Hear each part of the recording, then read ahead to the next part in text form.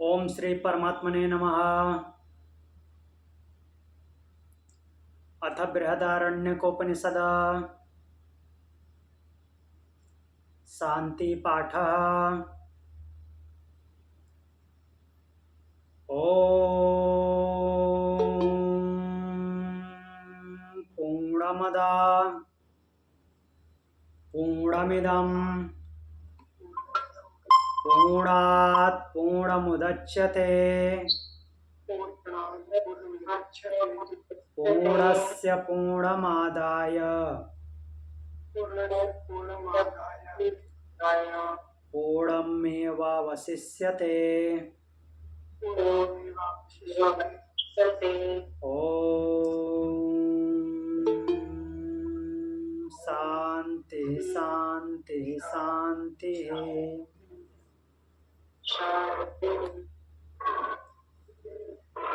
चलिए अपने मूल पाठ पे चलते हैं। द्वितीय अध्याय के तृतीय ब्राह्मण में थे।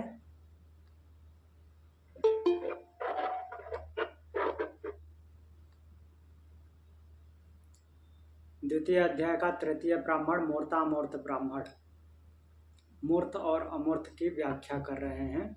कौन? काशी नरेश अजातशत्रु। किसको बता रहे हैं? बलाका के पुत्र को। तो हमने दो मंत्र कल इसमें देखे थे। इसमें बोल रहे हैं कि जो वायु और अंतरिक्ष से भिन्न है वो मूर्त है, अर्थात वायु और अंतरिक्ष जो है अमूर्त है, अर्थात ये दिखते नहीं है, बाकी सब कुछ दिखता है।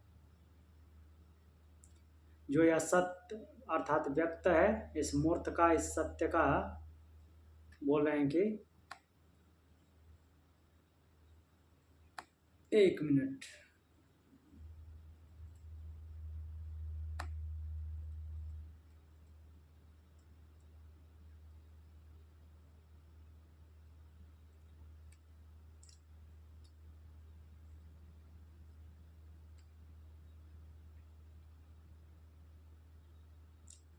तो जो मर्त्य है वही सब कुछ इसका सार है, और सूर्य को बोल रहे हैं सूर्य इसका सार है, क्योंकि सूर्य से ही सभी ये ऊर्जा प्राप्त करते हैं और सूर्य ही इनको व्यक्त करता है। अब तृतीय मंत्र देखते हैं।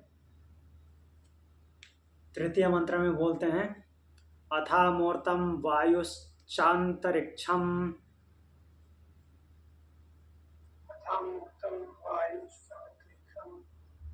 चैतदमृतमेतद्यदेतत्यत्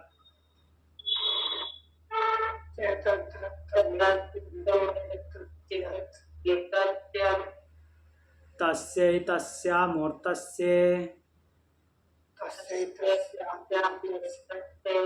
तस्यामृतस्यैतस्य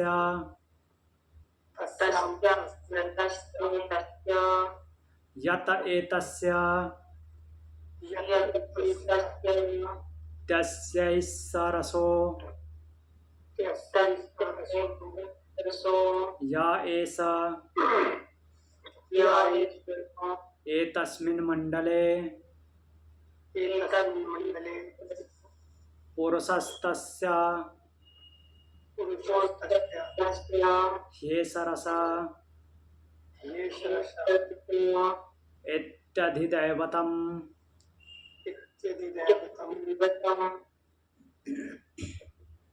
तो बोल रहे हैं कि वायु और अंतरिक्ष अमूर्त हैं। ये पहले ही बोल चुके हैं कि जो वायु और अंतरिक्ष से भिन्न है वो मूर्त है। तो सीधी सी बात है कि जो वायु और अंतरिक्ष है वह अमूर्त होगा। और ये क्या है? अमृत है, अर्थात इनकी मृत्यु नहीं होती। वायु और अंतरिक्ष की मृत्यु नहीं होती, जितने भी दिखने वाले हैं उनकी मृत्यु होती है। इसका मतलब ये है, अर्थात जितना दृश्य जगत है वो परिवर्तनशील है और उनका पुनरागमन होता है। वायु और अंतरिक्ष का पुनरागमन नहीं होता, वो जैसे हैं वैसे हैं।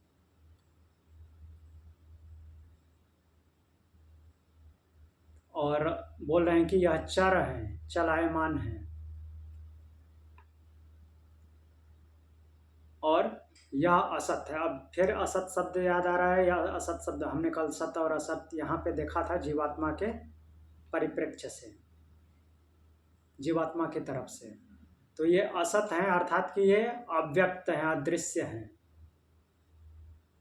अमूर्त हैं। तो बोल रहे हैं कि अमूर्त और अमृत, चर, और जो कि असत, ये सब इनकी विशेषताएं हैं वायु और अंतरिक्ष की। तो इनका सार क्या है?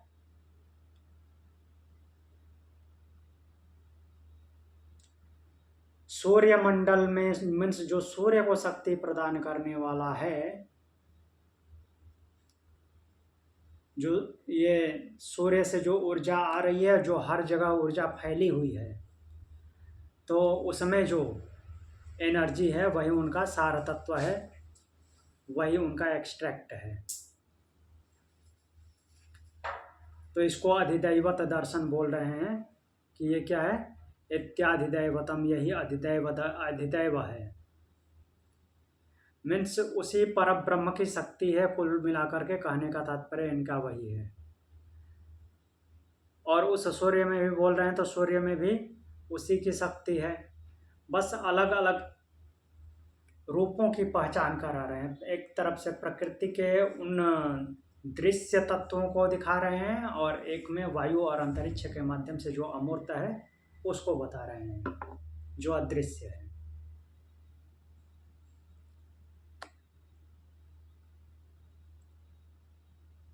अब अध्यात्म का वर्णन कर रहे हैं। अथाध्यात्मम अमिदमेव मूर्तम यदन्यत् प्राणच्च यच्चायमन्तरात्मन्नाकाशः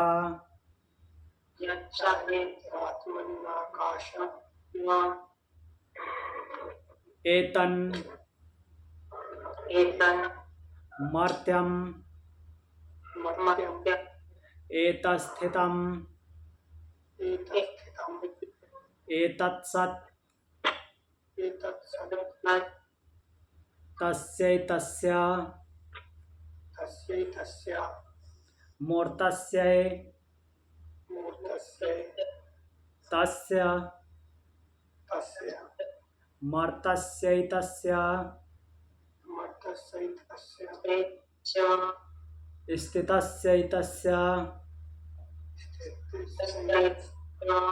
सत एष रसो यच्चक्षुः सतो ह्येष रसः। तो अब अध्यात्म में देखते हैं क्या बता रहे हैं। अध्यात्म जो कि क्या है? अध्यात्म इदमेव मूर्तम यदन्यत् प्राणच्च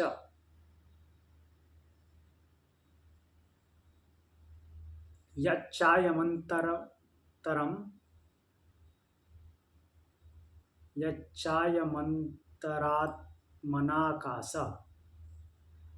तो बोल रहे हैं कि अध्यात्म का वर्णन करते हुए बोल रहे हैं प्राण, यत् प्राणच्च, जो प्राण और आकाश है, यच्चायम अंतरम आत्मा अन्नाकाश। तो जो प्राण और आकाश है किसमें? जीवात्मा के माध्यम से बोल रहे हैं, तो जीवात्मा के अंदर विद्यमान। तो इस प्राण और आकाश से जो कुछ भी भिन्न है वह अमूर्त है। मीन्स प्राण और आकाश अमूर्त है, वो अदृश्य हैं। उसके अलावा जो कुछ भी है वो दृश्य है, मूर्त है, और वे मरते हैं, उनकी मृत्यु होती है, अर्थात वो परिवर्तित होते हैं, और हमको वो क्या होते हैं, स्थित प्रतीत होते हैं, वो सत प्रतीत होते हैं, ऐसा भाव है। अर्थात वास्तविक लगते हैं वो। जो दिखता ही नहीं है उसका क्या, वो हमें कुछ अनुभव ही नहीं होता, भले ही वो हमेशा रहने वाला हो या कुछ भी हो। तो बोल रहे हैं कि यह जो नेत्र है वो इस मूर्त का, अर्थात जो भी दिखने वाले हैं, तो ये उनका सार है। नेत्र, आँखें, आँखें जो हैं उनकी सार है, अर्थात ये नेत्रों के माध्यम से ही उन सब की पहचान है, तो ये उनका सार भाग है, आँखें।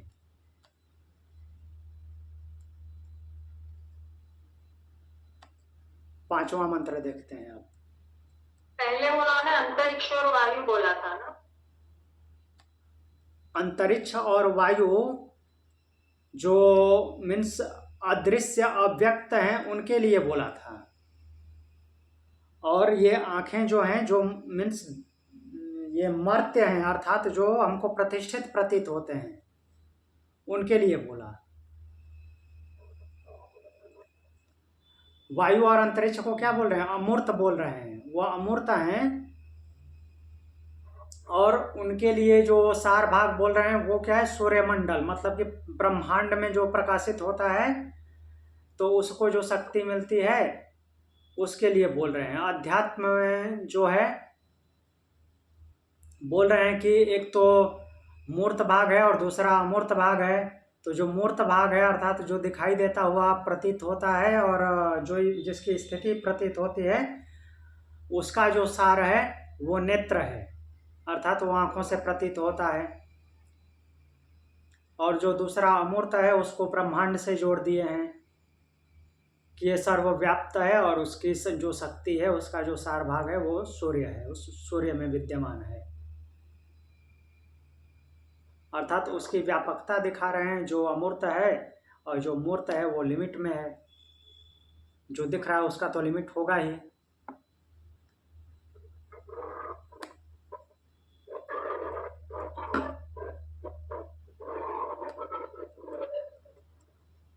आगे अगला मंत्र देखते हैं। अथामूर्तम प्राणश्च तदामूर्तं प्राणश्च यश्चायमन्तरात्मन्नाकाश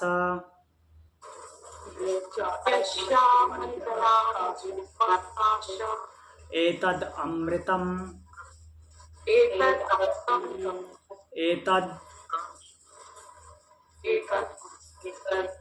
एतत्यम् तस्यैतस्यामूर्तः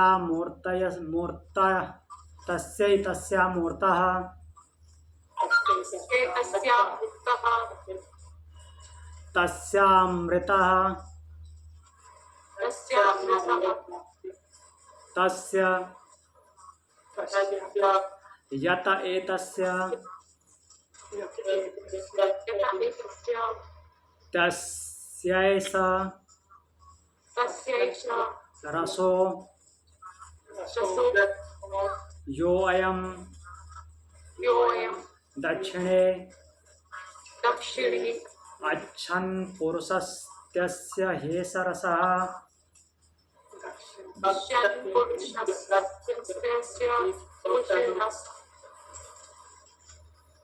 अथामूर्तं प्राणश्च यथा यश्चायमन्तरात्मनाकाश एतद् अमृतमेतद् एतत्यम्। तो अमृत का वर्णन कर रहे हैं और बोलते हैं कि प्राण और प्राणश्च यश्चायम, यश्चायम मीन्स जो इसके अंदर है, किसके अंदर, इस जीवात्मा में, अर्थात शरीर के अंदर जो आकाश है, वे दोनों अमूर्त हैं। अब अंतरिक्ष को लेंगे तो ब्रह्मांड से कनेक्ट होगा, यहाँ पे प्राण लिए हैं पिंड से कनेक्ट करने के लिए, आकाश तो हर जगह है ही, तो बोलेंगे प्राण और इस शरीर के अंदर जो आकाश है उसको लिमिट कर दिए, शरीर के अंदर वाला आकाश, बाहर वाला आकाश नहीं। वह अमूर्त है, अर्थात इस पिंड में ही जो ये प्राण है और आकाश है वो अमूर्त है। ये अमृत है, अर्थात इनकी मृत्यु नहीं होती, अमृतत्व है ये चर हैं, चलायमान हैं, स्थिर नहीं रहते, प्रतीत भी नहीं होते, बट चलायमान है। और ये क्या है, असत्य है, अर्थात अव्यक्त हैं, व्यक्त नहीं होते। यहाँ पे सत्य का मतलब व्यक्त और असत का मतलब अव्यक्त लेना है। तो बोल रहे हैं यत् एतस्य तस्यैष रसो योऽयं दक्षिणो अयच्छन् पुरुषस्त्यस्य हेष रसः। तो ये चर या जो कि चलायमान है, असत है, इनका यह रस है। दक्षिणो अच्छन पुरुष बोल रहे हैं कि दक्षिण नेत्र के अंतर्गत, दक्षिण नेत्र मतलब दाहिना नेत्र, एक सिंबल के तौर पे पकड़े हैं। दक्षिण नेत्र, दाहिना नेत्र मतलब कि जो उचित है, दाहिना दक्षिण मतलब उचित, वाम मतलब कि जो अनुचित होता है उससे कनेक्ट कर रहे हैं। तो दक्षिण नेत्र ही ये अव्यक्त का रस है, अर्थात दक्षिण नेत्र के द्वारा जाना मतलब ये नहीं सीधे सीधे उसको स्थूल से नहीं देखना है, क्योंकि वो खुद तो सूक्ष्म है, स्थूल से कैसे जाना जाएगा। तो दक्षिण नेत्र बोलने का मतलब कि वो उसकी वास्तविक स्थिति है, वो हमेशा रहने वाले हैं, चर होते हुए भी वो हमेशा विद्यमान है। उनका पुनरावर्तन मीन्स वो मूर्त नहीं है और वो मर्त्य को प्राप्त नहीं होते, वो स्थायी रूप से बने रहते हैं। कहने का तात्पर्य ये है। अगला मंत्र देखते हैं। तस्य है तस्य पुरुषस्य रूपम,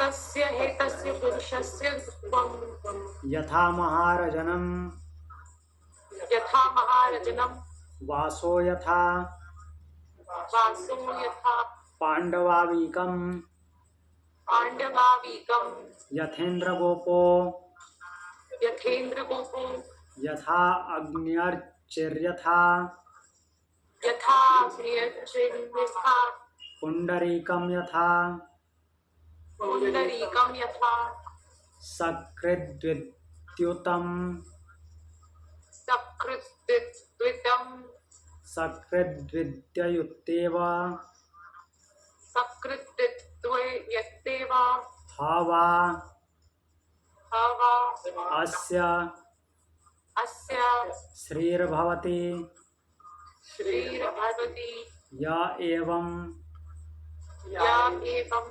वेदार्थात् वेदार्थात् आदेशो आदेशो नेति नेति न हेतस्मादिति नेति नेति न तस्मादेति नेत्यन्यतो नेत्यन्ततो परमस्त्यथ परमस्यथ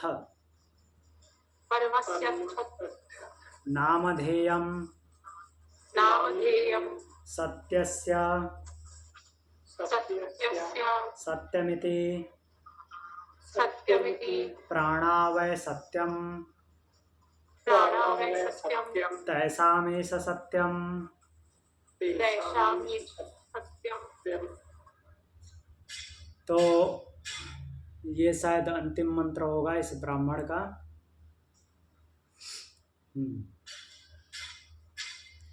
तस्य है तस्य पुरुषस्य रूपम यथा महारजनम वासो यथा पांडवावीकम।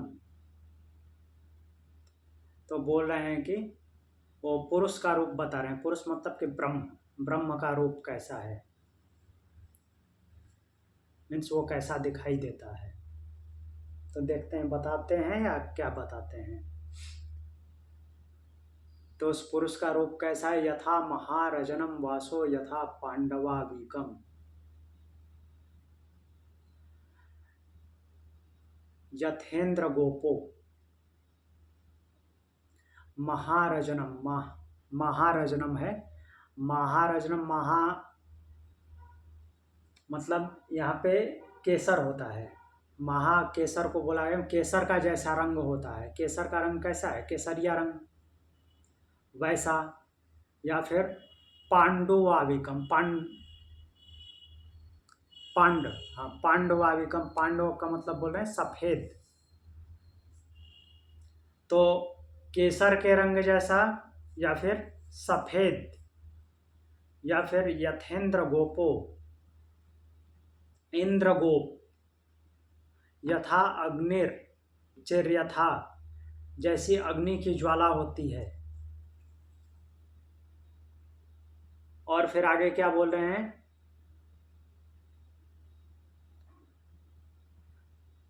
पुंडरीकम यथा सुकृदिद्युतम, पुंडरीकम। पुंडरीक किसे बोलते हैं? पुंडरीक एक तो भगवान का नाम है, कमल को बोलते हैं।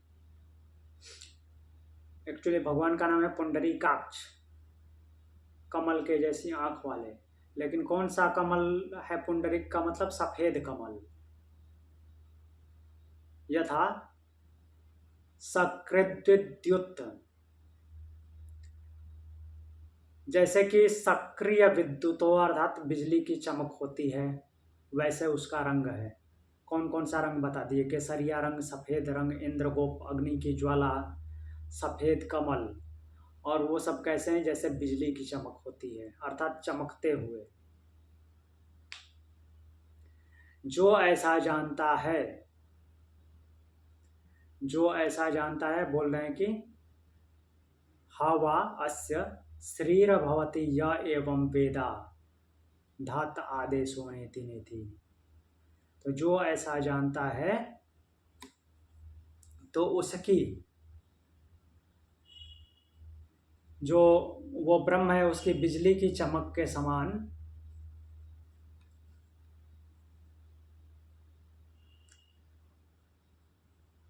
हर जगह फैलने वाली उसकी श्री अर्थात प्रतिष्ठा होती है। जो इस ब्रह्म को ऐसे अलग अलग रंगों वाला, मतलब कि अलग अलग रंग तो हैं, लेकिन वो क्या है? चमकीले बिजली की तरह हैं। और जो उसको इस तरह से जानता है, उसकी भी जो प्रतिष्ठा रूपी बिजली की चमक सर्वत्र फैलती है। इस तरह से बोल रहे हैं। फिर अभी उसको बता रहे हैं कि वो फिर अभी कैसा है। बोल रहे हैं नेति नेति न इति न इति न ह्येतस्याम अदिति नित्यन्यत परमात्तत्सथ नामधेयम सत्यस्य सत्यमिति प्राणम वै सत्यम तेषामेव सत्यम। ये लास्ट वाली लाइन पहले भी पिछले ब्राह्मण में भी आया था। तो उस ब्रह्म के बारे में बोल रहे हैं कि नेति नेति, वह कैसा है? ना इति मीन्स कुछ भी बोल लीजिए, कितनी भी व्याख्या कर लीजिए, उसके बाद बोल रहे हैं न इति, न तो ऐसा है न ही ऐसा है। मीन्स उसको सीधे सीधे बताया नहीं जा सकता कि वो कैसा है। तो ऐसा नेति नेति बोल करके आगे बोलते हैं कि उससे बढ़कर और कोई नहीं है, और कोई आदेश नहीं है। जो वो ब्रह्म जो है वो सत्य का सत्य है। और यहाँ पे बोले हैं जो पिंड है, पिंड में प्राण ही सत्य है, अर्थात प्राण के जो क्रियान्वित है प्राण, उसके अक्रियान्वित हो जाने से सब कुछ मृत प्रतीत होता है। तो इसलिए वह प्राण को सत्य माना जाता है कि प्राण ही सत्य है। प्राण के होने से सब कुछ संचालित होता है। तो वो जो ब्रह्म है वो प्राण का भी प्राण है, अर्थात प्राण को भी जो शक्ति मिलती है, जो सबको चलायमान करता है, वो उससे भी ऊपर है, वो उसका भी सत्य है, अर्थात उस प्राण को भी उसी से शक्ति मिलती है। और फिर उसके ऊपर बोले हैं नेति नेति न इति न इति, न ऐसा है न ऐसा है, उसको व्यक्त नहीं किया जा सकता। ये कुछ ऐसे ही है जैसे मान लीजिए कि कुछ ऐसे खाने की चीज़ें हैं जिसको पहले किसी ने कभी नहीं खाया हो। लाइक मान लीजिए कि कोई गुलाब जामुन ना खाया हो और आपने गुलाब जामुन खा के उसको बताया कि मैंने गुलाब जामुन खाया, बहुत मीठा लगा। तो वो पूछेगा कैसा मीठा लगा? जलेबी जैसा? तो आप बोलेंगे नहीं। फिर लड्डू जैसा? नहीं। वो बार-बार जो-जो खाया होगा उसका नाम बताएगा, लेकिन वो तो वैसा होता नहीं है, उसका तो यूनिक रस है। तो जब तक वो खुद गुलाब जामुन नहीं खा लेगा तब तक नहीं पता चलेगा कि गुलाब जामुन का स्वाद कैसा होता है। वैसे ही ब्रह्म है। ब्रह्म की अनुभूति जब तक साधक खुद नहीं कर लेगा, दूसरे के बताने से नहीं जाना जा सकता और न ही बताया जा सकता है कि कैसा है। तो इसीलिए बोले न इति न इति। ये नेति नेति शब्द कई जगह आता है और केवल हमारे उपनिषदों में ही नहीं, बाकी दूसरे लोग भी इसको एक्सेप्ट करते हैं न इति को, जो आत्मा को मानते हैं। तो यहाँ पे तृतीय ब्राह्मण पूर्ण होता है, इति तृतीयम ब्राह्मणम। अब चलते हैं द्वितीय अध्याय के चतुर्थ ब्राह्मण पर।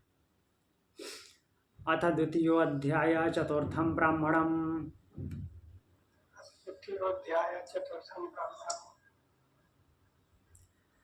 तो इस चतुर्थ ब्राह्मण का नाम है मैत्रेयी ब्राह्मण। मैत्रेयी कौन है?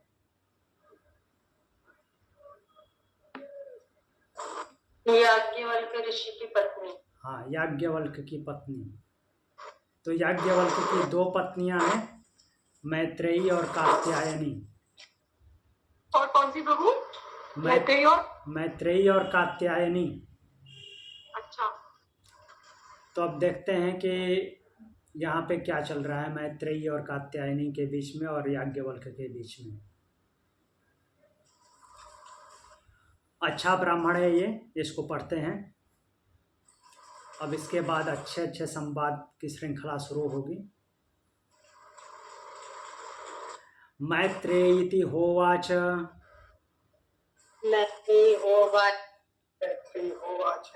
याज्ञवल्क्य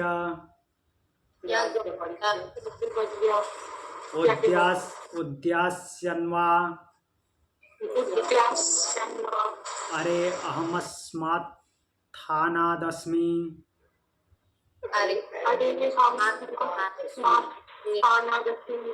हन्त ते अनया।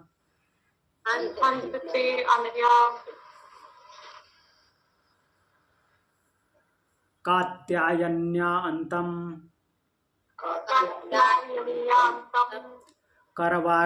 करवाणीति। तो बोले मैत्रेयीति होवाच याज्ञवल्क्य। याज्ञवल्क ने मैत्रेयी से कहा। मैत्रेयीति होवाच याज्ञवल्क ने मैत्रेयी से कहा। क्या कहा?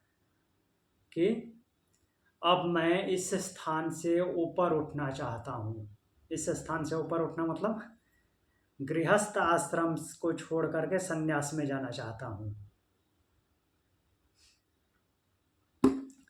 तो अपने आश्रम में अपनी पत्नियों के साथ रहते हैं, तो गृहस्थ आश्रम में है महर्षि याज्ञवल्क्य। अब वहाँ से वो संन्यास आश्रम में जाना चाहते हैं, एकांतवास करना चाहते हैं, अकेले रहना चाहते हैं, सब कुछ को त्यागना चाहते हैं। तो बोल रहे हैं कि मैं चाहता हूँ, मेरी इच्छा है कि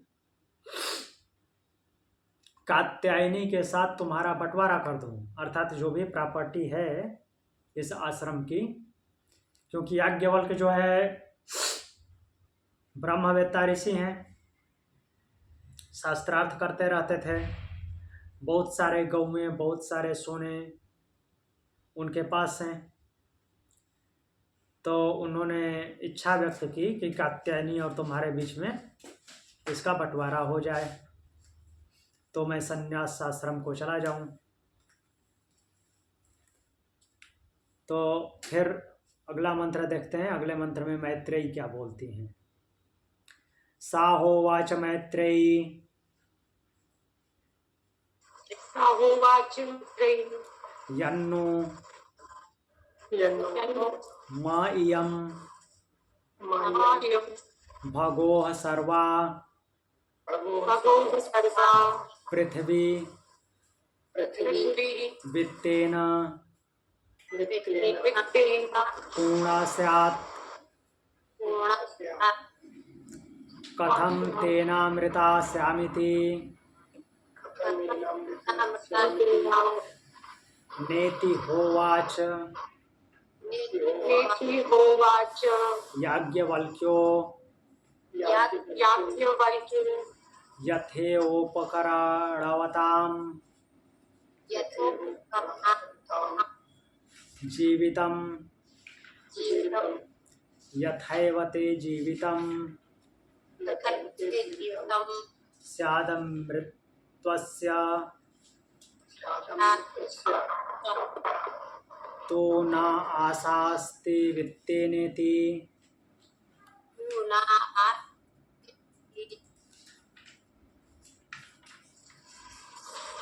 तो इस मंत्र के माध्यम से बोल रहे हैं वो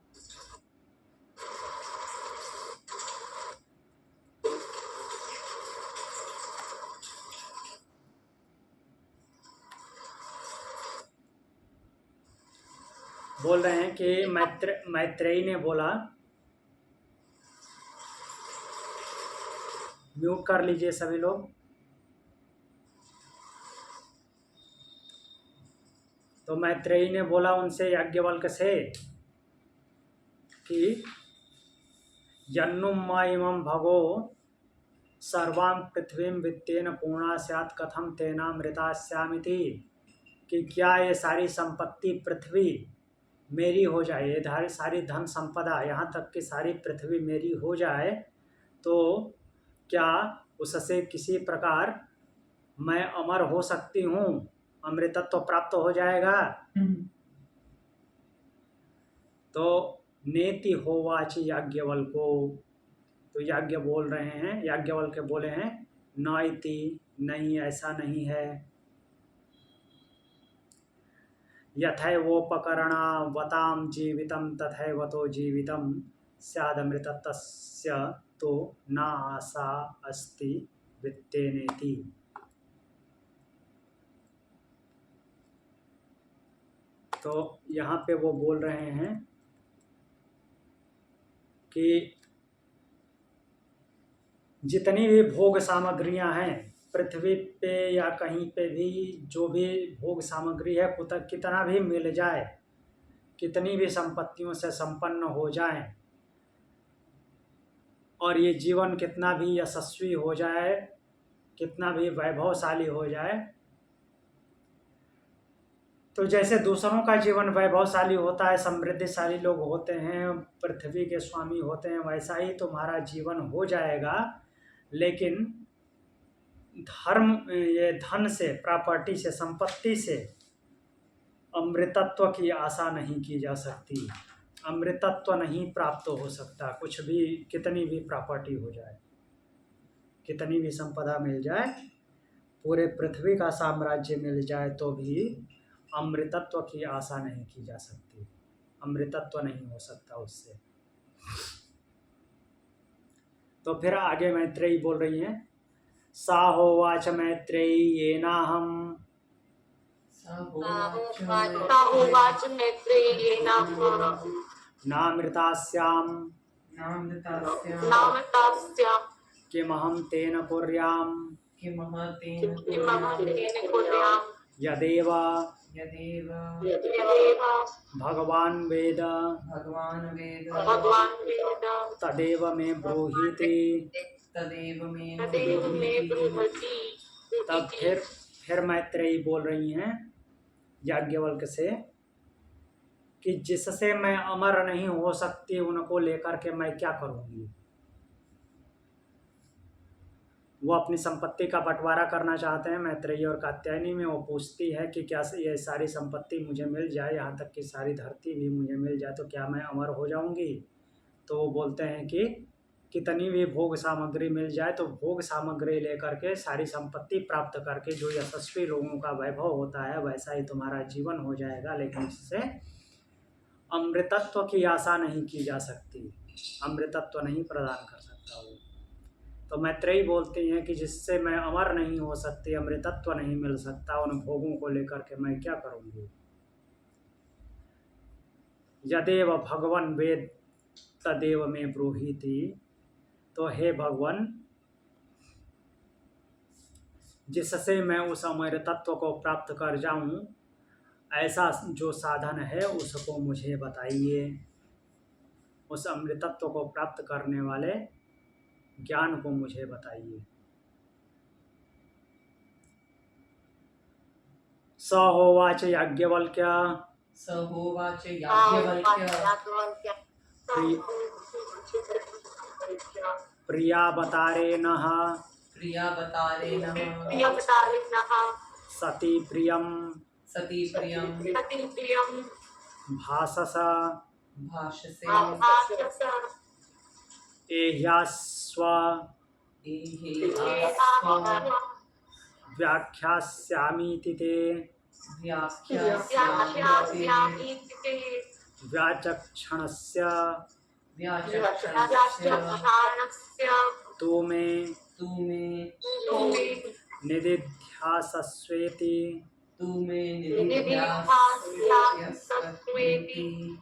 स हो याज्ञवल्क्य, तो याज्ञवल्क्य ने कहा प्रिया बतारे न सती प्रियम, तो बोल रहे हैं कि हे मैत्रेयी, प्रिया हे प्रिय, प्रिया बतारे न सती प्रियम भासस, कि तुम मेरे प्रिय हो इसलिए इस समय मुझे प्रिय लगने वाली बात बोल रही हो। प्रिया बतारे न सती प्रियम भासस एहास्व व्याख्यास्यामिति ते व्याचक्षणस्य तु मे निदिध्यासस्वेति। तो बोल रहे हैं कि मैं उसकी विस्तार से व्याख्यास्यामिति व्याख्या करूँगा, किसकी, उस तत्व की जिसकी तुम बात कर रही हो। किसकी बात कर रही है, अमरत्व की। तो उस अमरत्व की मैं व्याख्या करूँगा, और जो मैं व्याख्या करूँगा उसका क्या बोल रहे हैं कि व्याचक्षाणस्य तो में निधिध्यासस्यति, उसका निधिध्यासन करना अर्थात अपने आप में इनका इनकलकेट करना, समाहित करना, उसको एक प्रकार से जीना है, अर्थात ध्यान में लाना है उसको, जो मैं एक्सप्लेन करूँगा। केवल शब्द नहीं सुनने हैं, उसको अपने अंदर अपने भीतर उतार लेना है। आगे बोलते हैं स होवाच नवारे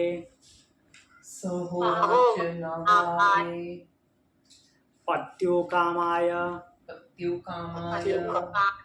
पतेः प्रियो भवत्यात्मनस्तु कामाय पतिः प्रियो भवति न वा अरे जायायै कामाय जाया प्रिया भवत्यात्मनस्तु कामाय जाया प्रिया भवति न वा अरे पुत्राणां कामाय पुत्रा प्रिया भवत्यात्मनस्तु कामाय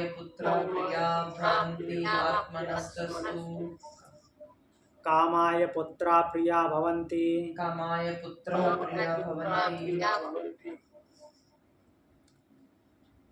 एक मिनट,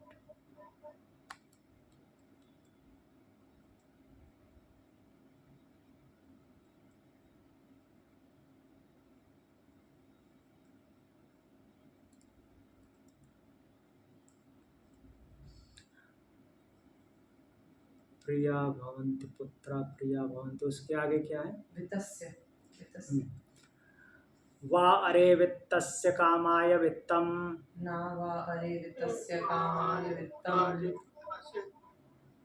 प्रियं भवत्यात्मनस्तु कामाय प्रिया भवति आत्मनस्तु कामाय वित्तं वित्तं प्रियं भवति वित्तं प्रियं भवति वित्तं प्रिय भवति न वा अरे ब्राह्मणा कामाय न वा अरे नामारे ब्रह्मणाकामाय कामाय ब्रह्म प्रियं भवत्यात्मनस्तु ब्रह्म प्रियं भवति आत्मनस्तु भवत्या मनस्तु कामाय ब्रह्म प्रियं भवति कामाय ब्रह्म प्रियं भवति कामाय ब्रह्म प्रियं भवति न वा अरे नक्षत्रस्य कामाय छत्रं प्रियं भवत्यात्मनस्तु न वा अरे क्षत्रस्य नामारे कामाय क्षत्रिय क्षत्रं कामाय प्रियं भवति प्रियं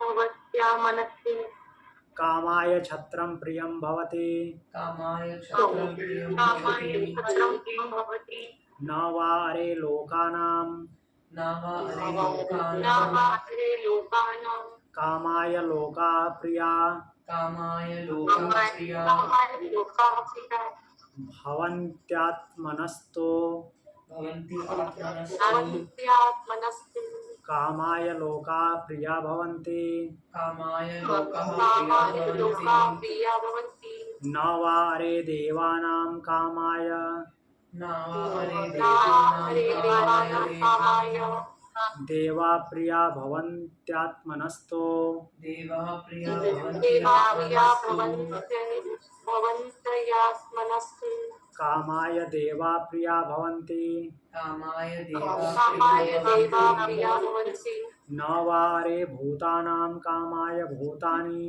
न वा अरे नामारे कामाय कामाय भूतानि प्रियाणि भवन्ति प्रियाणि भवन्त्यात्मनस्तु प्रियाणि प्रियाणि भवन्त्यात्मनस्तु कामाय भूतानि प्रियाणि भवन्ति कामाय कामाय भूतानि भूतानि प्रियाणि प्रियाणि भवन्ति भवन्ति न वा अरे सर्वस्य कामाय सर्वं प्रियं भवत्यात्मनस्तु नामारे सर्वस्य कामाय सर्वं प्रियं भवत्यात्मनस्तु कामाय सर्वं प्रियं भवत्यात्मा वा अरे कामाय कामाय सर्वं प्रियं भवत्यात्मा बाहरे द्रष्टव्य श्रोतव्यो मंतव्यो द्रष्टव्यो द्रष्टव्य श्रोतव्य मनरव्यो निधिध्यासितव्यो निधिध्यासितव्यो मैत्रेयात्मनो वा अरे मैत्रेयात्मनो वा हरे दर्शनेन श्रवणेन दर्शनेन श्रवणेन मत्या मत्या मत्या विज्ञाननेदं विज्ञाननेयं सर्वं विदितं। सर्वं सर्वं विदितं। तो चलिए देखते हैं, काफी लंबा मंत्र है। तो याज्ञवल्क्य जी बोलते हैं, अब जितनी भी बातें बोले हैं वो बोल रहे हैं कि वो उसके लिए प्रिय नहीं होता है, उसमें कुछ ना कुछ थोड़ा सा ही जो कुछ छुपा हो, स्वार्थ छिपा रहता है, उसकी वजह से वो प्रिय होता है।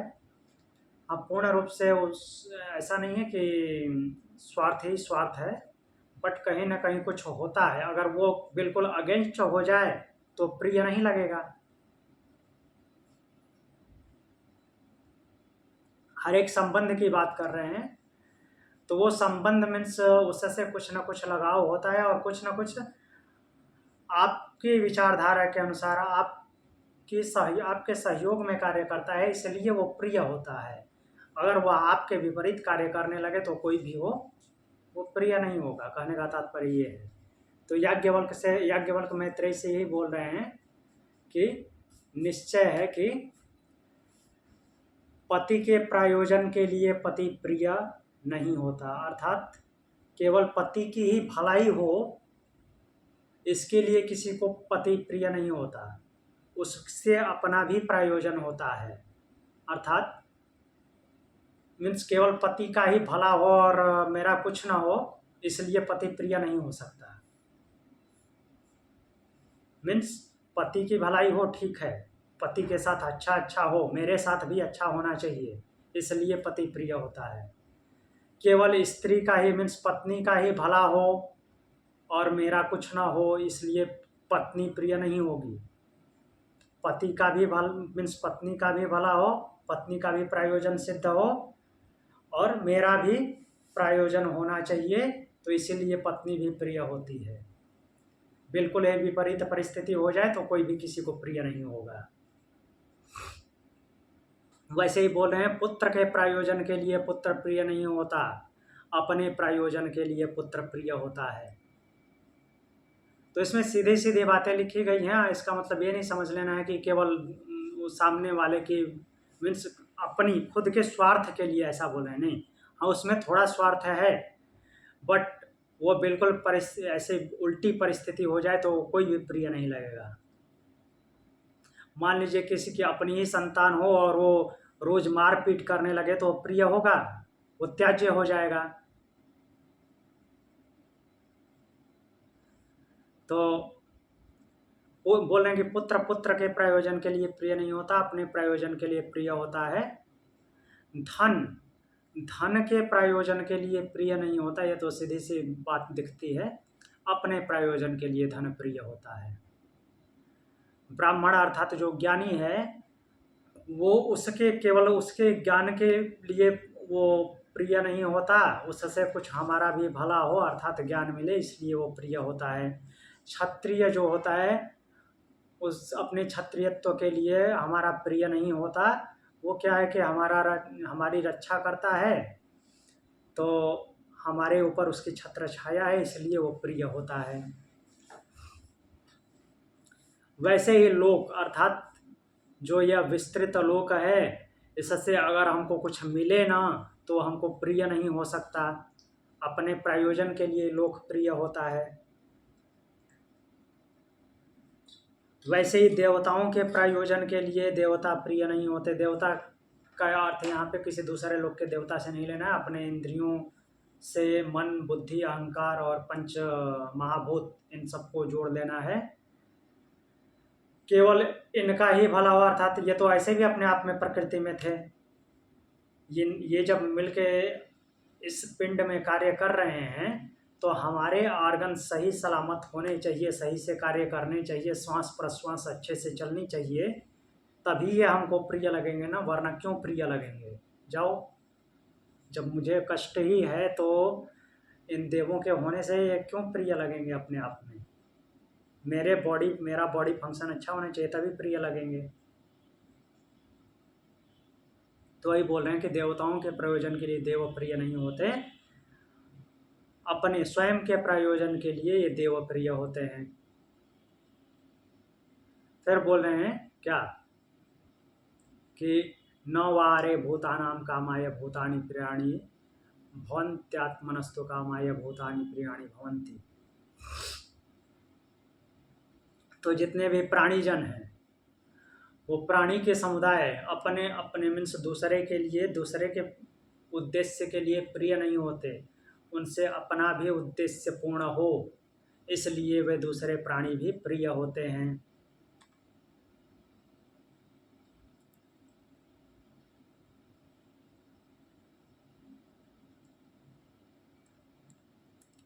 एक मिनट,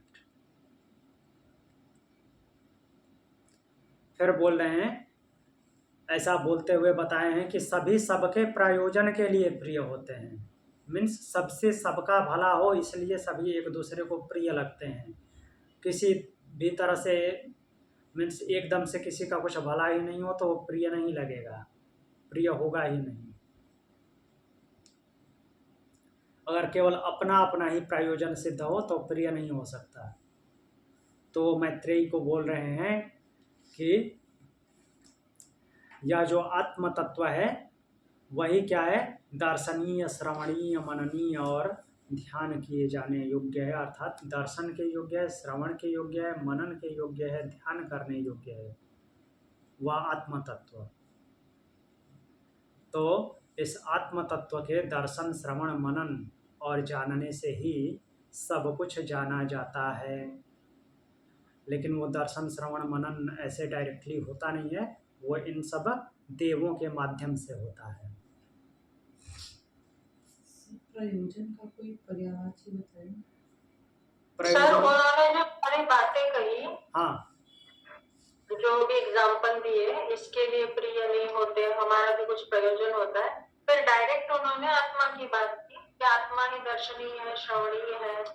तो मतलब वो मोह छोड़ देने की बात कर रहे हैं, मोक्ष संन्यास की बात कर रहे हैं, वो क्या जी, कह रहे हैं वो? असंग होने की मतलब बात कर रहे हैं। आत्मा से कैसे उन्होंने डायरेक्ट कनेक्ट किया? हाँ, ये सब बता करके ये बोलने का तात्पर्य ये है कि असंग हो जाओ, अर्थात कि ज़्यादा लिप्सा मत रखो। हाँ, उनसे उतना ही प्रयोजन रखना है, अर्थात अपना उद्देश्य उतना ही रखना है कि जिससे प्रयोजन का दूसरा शब्द उद्देश्य ले सकते हैं, मीन्स जिससे अपना जो इच्छित उद्देश्य है, जो सही रास्ते पे चलने का उद्देश्य है, वो पूरा हो जाए। उसके अलावा ज़्यादा लिप्त नहीं होना है, अर्थात आसक्ति नहीं रखनी है। तो असंग होने की बात कर रहे हैं। नष्टो मोहा की शिक्षा दे रहे हो? हाँ नष्टो मोहा जो कहते हैं उसकी बात कर रहे हो? हाँ, मोह नष्ट करने की बात कर रहे हैं। ठीक है, तो दोनों बता रहे हैं कि एकदम से विरक्त भाव वो भी नहीं होना चाहिए। एक दूसरा प्रिय क्यों होता है? क्योंकि जो हम कार्य करते हैं उससे कुछ सहयोग मिले, इसलिए वो प्रिय होता है। लेकिन पूरी तरह से उसी के लिए समर्पित हो जाएं, अपना कुछ हो ही ना, ऐसा भी नहीं करना है। ये दोनों भाव है। वही बोल रहे हैं कि जो सामने वाला है, जैसे पुत्र की बात करें, पुत्र की कामना के लिए, अर्थात पुत्र के प्रयोजन के लिए प्रिय नहीं होता, अपने प्रयोजन के लिए प्रिय होता है। तो ये भाव यहाँ पे ये नहीं है कि केवल अपने प्रयोजन के लिए प्रिय होता है। हाँ, उसके साथ अच्छा हो, लेकिन उसकी वजह से मेरा अनिष्ट न हो, ये भी है। तो इन सबको बैलेंस में रखते हुए आगे बढ़ना है और असंग होना है। सर कितनी अच्छी बात है कि ये पाठ लेडीज को पढ़ाया जा रहा है। फिर लेडीज इस समाज की ये पाठ भूल कैसे गई, अपने आप को कुर्बान करने में कैसे आ गई? मतलब इतना पतन हो गया हमारी फिलॉसफी का कि हम ये भूल ही गए। ये स्पेसिफिकली लेडीज को बताया जा रहा है। हाँ, वो वही मीन्स सीधे मैत्रेयी को उपदेश कर रहे हैं। उपदेश दिया जा रहा है। तो ये तो बहुत ही अच्छी बात है। और मैत्रेयी ने भी सही बात पूछी है कि ये सब प्रॉपर्टी लेकर के मैं क्या करूँगी, इससे क्या अमरत्व मिल जाएगा? नहीं मिलेगा, तो ये क्यों चाहिए? नहीं चाहिए मुझे। इससे ये भी बात डिस्पेल होती है कि विमेन को अमृतत्व नहीं मिलेगा या विमेन को मोक्ष नहीं मिलेगा। हाँ, इसका खंडन कर रहे हैं। उसका तो हाँ, इसका खंडन हो रहा है कि हर एक को मिल सकता है। हाँ, उसमें तो लिंग भेद है ही नहीं। श्वेता स्वतर उपनिषद में बताते हैं। हाँ, बोलिए मैम जी। वो बताते हैं कि धर्म का जन्म भी अनुसरण होना बंद हो जाएगा, धर्म की बातें रह जाएंगी, आवाज कट रही है आपकी। फिर से बोलिए। एक्चुअली बोलते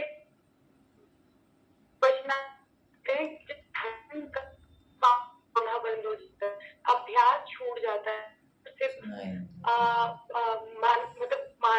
मतलब क्या बोलते हैं, बोलने वाले स्तर पे रह जाता है जब धर्म, तभी सोसाइटी होता है। जैसे अच्छी बातें करना और अच्छी पालन जो ना, उसकी वजह से बोलते हैं ना कि इनकी लुप्ति इसलिए हुई थी हिंदुस्तान से, क्योंकि धर्म का पालन करना लोगों ने बंद कर दिया। हाँ, बट वो क्या है कि दूसरों के ज्ञान तो क्या ना, दूसरों के भ्रम में क्यों पड़ना है? सीधे सीधे यहाँ से ज्ञान अर्जित कीजिए और वास्तविक जो ज्ञान है उसको ग्रहण कीजिए। यहाँ पर तो सीधे महर्षि मैत्रेयी पूछ रही हैं और महर्षि उनको सीधे सीधे बता रहे हैं।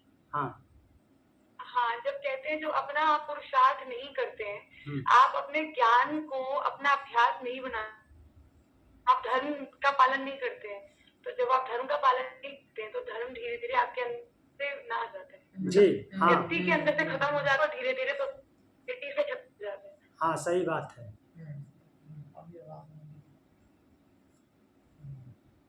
जी, जब आप खुद ही ग्रहण नहीं करेंगे तो आप में वो कहाँ से रहेगा। तो सर वो महर्षि पतंजलि ने एक सूत्र में बताया है कि जो जैसा है उसके साथ वैसा व्यवहार करो, इस तरीके का कुछ बोल रहे हैं क्या ये भी याज्ञवल्क्य भी?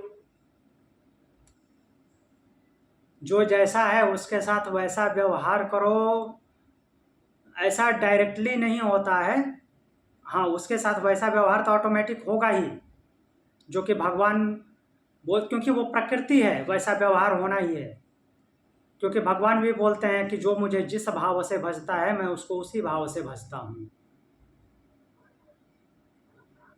क्योंकि कंप्लीटली अनकंडीशनल तो होया नहीं जा सकता और कोई 100% स्वार्थी भी नहीं होता।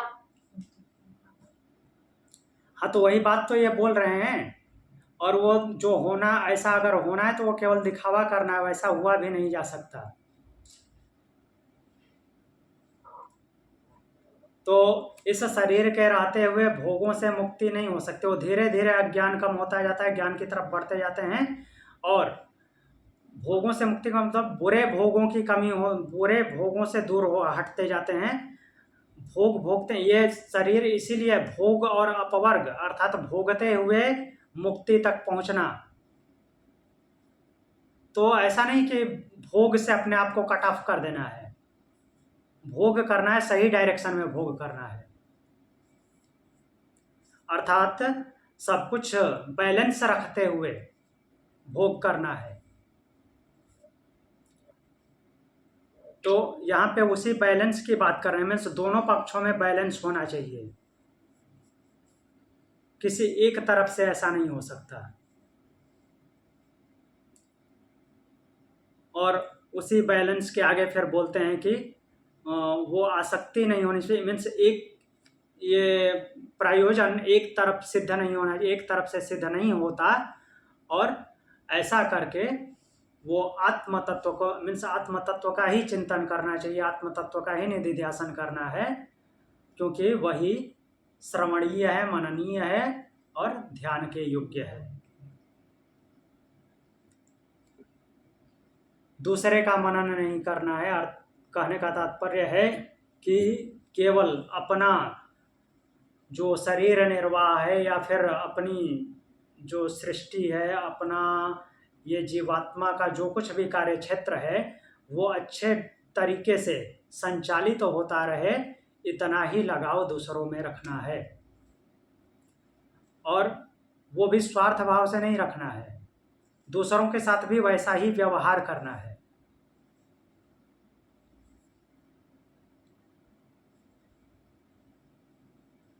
ऐसा नहीं कि केवल अपना अपना ही भला हो जाए या केवल दूसरों का ही भला होता रहे।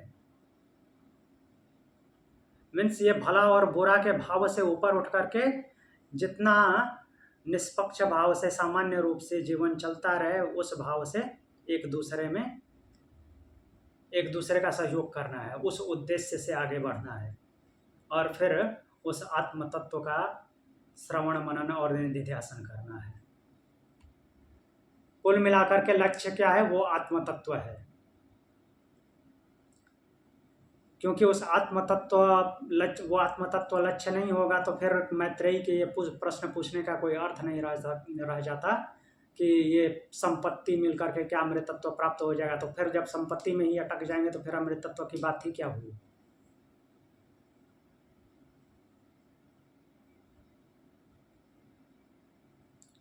और कुछ नहीं। ठीक है, तो इसके आगे कल देखेंगे। आज यहीं तक कक्षा को विराम देते हैं। प्रणाम। ओम शांति। ओम शांति। प्रणाम प्रभु। ये बहुत अच्छा है।